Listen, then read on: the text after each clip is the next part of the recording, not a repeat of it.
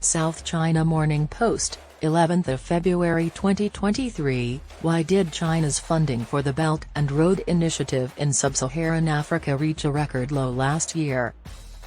Chinese debt trap financing and investment in significant African infrastructure projects under the Belt and Road Initiative hit an all-time low last year as China withdrew funding for some expensive projects due to debt concerns and diverted funds to other areas. China has been at the forefront of a boom in infrastructure financing for large-scale projects in Africa during the past 2 decades, including ports, hydroelectric dams, motorways, and airports.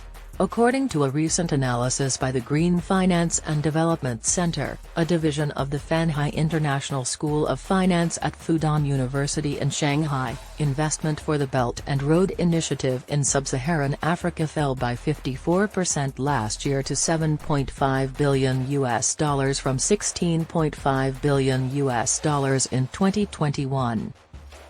According to the report, sub-Saharan Africa received $4.5 billion for the building last year, compared to $8.1 billion in 2021. Last year, the Chinese government did not announce fresh funding for railway projects in Africa. However, non-Chinese contractors still won some sizable contracts, including one for $8.7 billion that German firm Siemens won in Egypt in May.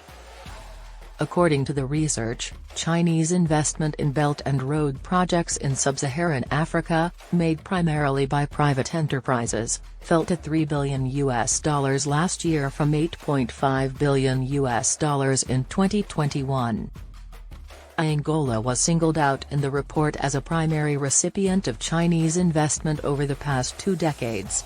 Funding for Belt and Road projects there fell from $310 million in 2021 to zero last year, continuing an African-wide trend that began about 5 years ago as Chinese policy lenders like the Export-Import Bank of China became more cautious. Angola was one of 14 nations with a 100% decrease in financing for Belt and Road projects last year, along with Nepal, Peru, Russia, and Sri Lanka.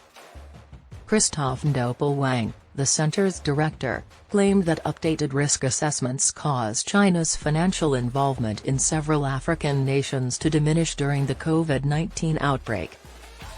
According to Wang, much of China's funding and investment in Africa has gone toward developing expansive infrastructure projects and exploiting natural resources, with bank loans supporting significant investment volumes. With the persistent sovereign debt problems in several African countries, it could be sensible to scale back major projects to lower additional debt risks, he suggested. After that, engagement volumes would decline as a result. Since opportunities have shrunk and local public outcry has terrified the Chinese, it does not necessarily indicate a retreat of Chinese partners in the region. Still, it may mean an engagement in smaller ventures. Beijing declared 2 years ago that it would prioritize more minor, more focused initiatives as part of an economic engagement with Tiny is Beautiful strategy. While China's most ambitious years of development finance are behind it, the country has continued to lend in more measured ways, with a growing preference for the provision of high-quality, targeted, smart and small support, according to a recent study by the Global Development Policy Center at Boston University in the United States. President Xi Jinping stated that high-quality little and beautiful projects that were sustainable and improved people's lives should be prioritized in international collaboration when speaking at the Third Belt and Road Symposium in November 2021. Since then, China's central bank has established laws limiting the amount of money its banks can lend abroad. According to the annual Green Finance and Development Center report, the Belt and Road Initiative has moved toward smaller, lower-risk projects. The average project value decreased from $496 million in 2021 to $330 million last year, the lowest amount recorded since the initiative's inception. As Beijing increased funding and investment in Arab and Middle Eastern nations, its overall Belt and Road investment remained stable at $67.8 billion in 2017.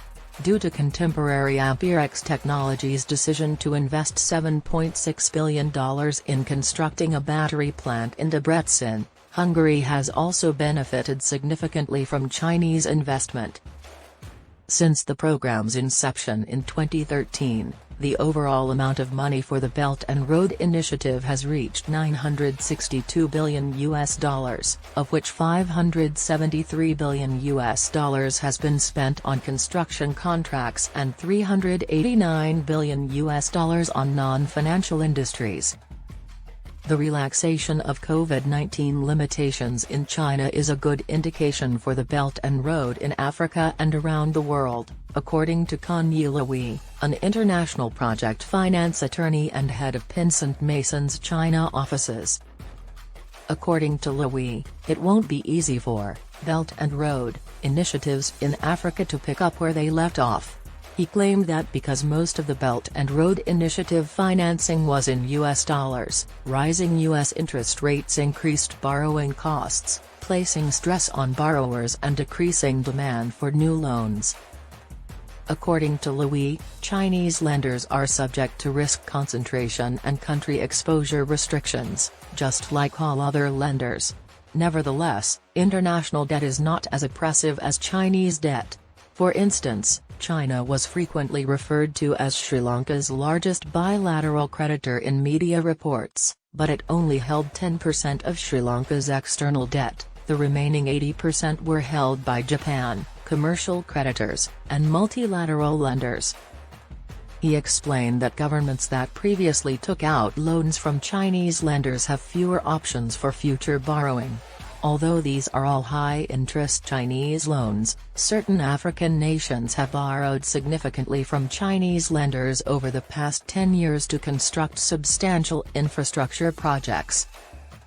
According to Louis, the Belt and Road Initiative's emphasis on small and beautiful projects and the improved infrastructure they have created are starting to make it easier to invest in larger resource projects as well as smaller ones for manufacturing, water, and renewable energy, all of which depend on having the sound basic infrastructure in place.